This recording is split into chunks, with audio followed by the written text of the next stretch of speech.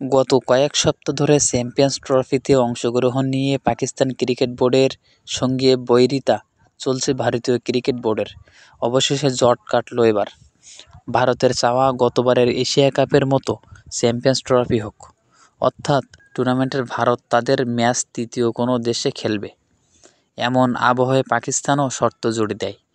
পাকিস্তানের দাবি, আসন্ন চ্যাম্পিয়ন্স ট্রফিতে ভারত যদি হাইব্রিড মডেলে খেলে তাহলে আগামী দিনে ভারতের আয়োজিত টুর্নামেন্টগুলোতেও পাকিস্তানও হাইব্রিড মডেল খেলবে। শোনা যাচ্ছে পিসিবির এই দাবিতে সায় দিয়েছে বিসিসিআই। সূত্রের খবর, হাইব্রিড মডেল নিয়ে পাকিস্তানের প্রস্তাব মেনে নিয়েছে ভারতীয় বোর্ড।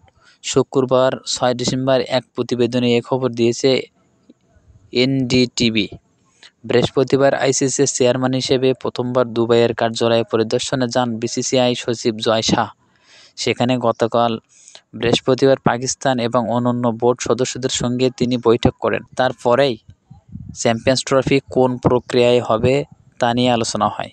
আইসিসির এক সূত্র জানিয়েছে, সব পক্ষের সম্মতিতেই সিদ্ধান্ত নেওয়া হয়েছে যে 2025 সালের চ্যাম্পিয়ন্স ট্রফি হবে পাকিস্তান এবং সংযুক্ত আরব আমিরাতে।